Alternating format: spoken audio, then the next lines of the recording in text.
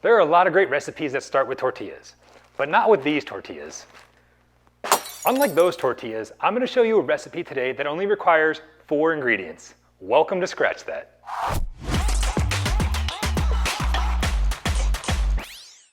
Today, we're going to make tortillas using 4 ingredients. But why would I, as a gringo, run the risk of potentially offending your abuela by making my own tortillas? Well, for one, those store-bought tortillas have a bunch of unnecessary ingredients. And those ingredients are there for 3 reasons. 1, to extend the shelf life. 2, to increase their profits. 3, to decrease your health.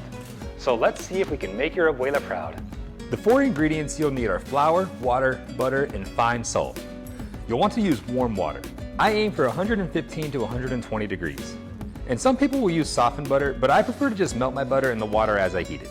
When it's time to bring the ingredients together, you'll first mix your salt into your flour before beginning to slowly incorporate your water and butter.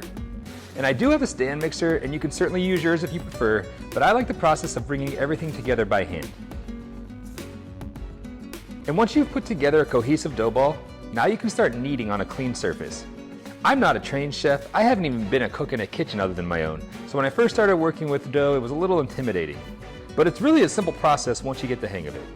You're simply pushing the dough away from you using the heel of your hand, then folding it in half towards you and pushing it down.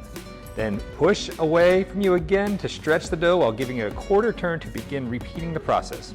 And you'll want to do this for about 10 minutes or until you have a smooth dough ball. And while the recipe calls for 3 cups of flour and 1 cup of water, those quantities can actually change depending on your climate. So it's okay if you have to add a few sprinkles of flour or water as you need if the dough feels too wet or too dry.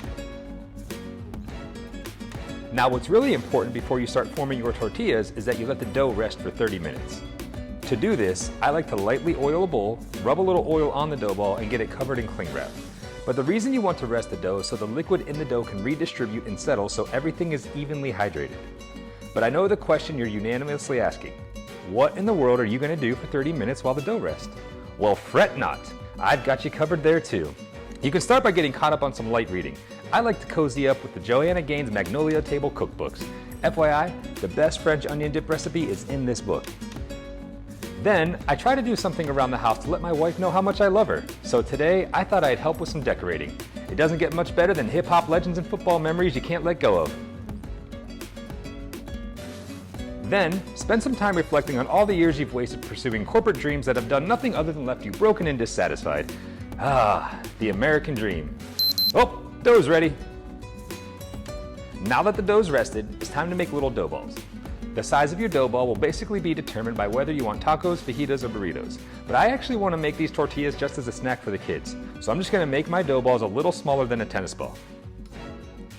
And as I form the balls, I set them on parchment paper and keep them covered with a damp towel so they don't dry out. Then the last step before cooking them is to shape them into rounds. So just get a rolling pin out and start rolling the dough and turning it after each forward and back roll with a consistent pressure throughout the roll.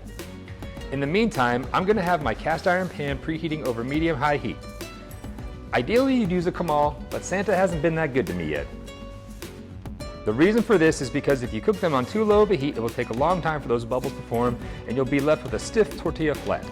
And yes, I'm happy to have learned that lesson for you the hard way. But once you've made it this far, all that's left to do is continue forming tortillas and getting them cooked. And that's it. A 4-ingredient tortilla recipe that'll hopefully make your abuela proud. But please comment below and let us know what you'd like us to replace next on the next episode of Scratch That. But for now, let's get a tortilla over to our official taste tester to see what they think.